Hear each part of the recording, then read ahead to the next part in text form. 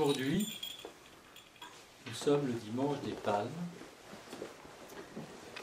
et le Christ fait pour nous et notre salut son entrée d'une manière triomphale à Jérusalem.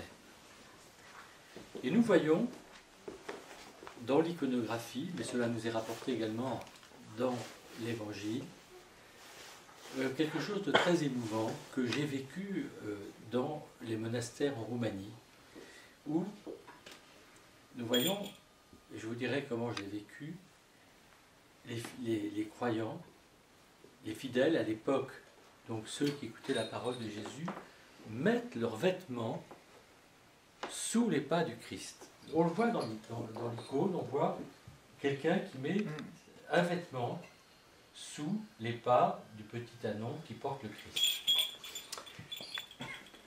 Dans tous les monastères où j'étais en Roumanie, cet usage n'est pas rentré dans toutes les paroisses. Au moment de la procession des dons, pendant le chant du chérubicone, les croyants mettent leurs vêtements sur les pas des célébrants qui portent le corps et le sang du Christ, qui portent le pain et le vin qui vont être transformés ensuite, plus tard, lors de l'anaphore, lors de l'épiclèse, la descente du Saint-Esprit au corps et sang du Christ. Mais qui sont investis de la présence du Christ. Le célébrant célèbre dans le Christ célèbre dans chaque célébrant. Mais je voudrais vous parler aujourd'hui de ce mouvement spirituel intérieur qui est de déposer le vêtement. Il est lié à notre personne, il veut dire quelque chose. Le vêtement, ce n'est pas anodin. Et se dépouiller de son vêtement pour le mettre au pied du Christ, c'est quelque part, pour ensuite en recevoir quelque chose, une grâce, une bénédiction, c'est une sorte de renoncement à soi-même pour que le Christ devienne plus grand en nous. Certes, on reprend ce vêtement, mais il ne sera plus jamais le même. Ce n'est pas celui qu'on a quitté.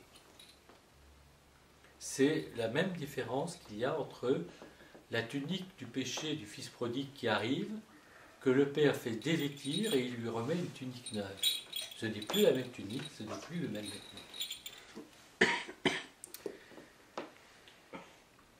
Je préfère la traduction dans la litanie, bien que je ne sache pas exactement en grec si le grec dit plutôt une chose qu'une autre. Il y a deux façons de dire une litanie, c'est confions-nous nous-mêmes, confions-nous les uns les autres, confions toute notre vie au Christ notre Dieu. Et l'autre litanie, on dit quelque chose de comparable, mais qui n'est pas exactement la même chose. Et moi, je préfère justement cette idée de... Oui, offrons... Alors, je préfère cette idée, justement, je m'en souviens très bien. Offrons-nous nous-mêmes, offrons-nous les uns les autres, offrons toute notre vie au Christ notre Dieu.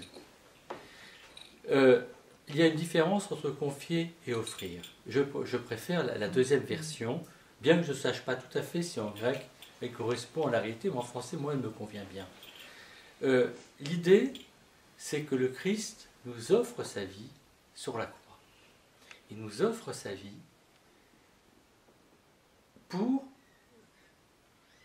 racheter toutes nos faiblesses, tout ce qui nous sépare de lui, en quelque sorte. Parce que le péché n'est pas envisagé dans l'Église orthodoxe comme une transgression morale.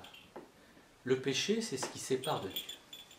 En fait, quand je pêche, c'est l'obscurité que je mets entre moi et la lumière divine. Cessons de voir le péché simplement à travers des codes moraux, parce que les codes moraux changent dans la société. Le péché, c'est la séparation d'avec Dieu. Si je suis séparé de Dieu, je suis déjà dans l'Hadès.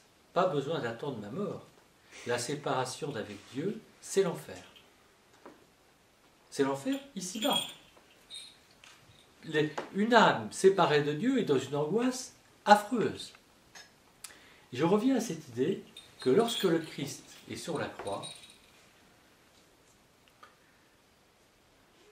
non seulement il nous rachète de tout ce qui nous sépare de lui, mais, et c'est là le sens de l'Église, il nous offre sa vie pour que, à notre tour, nous lui offrions la nôtre, mais pas de n'importe quelle manière.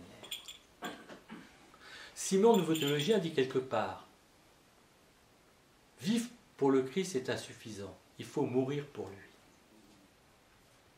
Mourir pour le Christ, c'est renoncer à tout ce qui dans le monde nous sépare du Christ, mourir au monde, pour nous unir volontairement, offrir notre vie volontairement au Christ.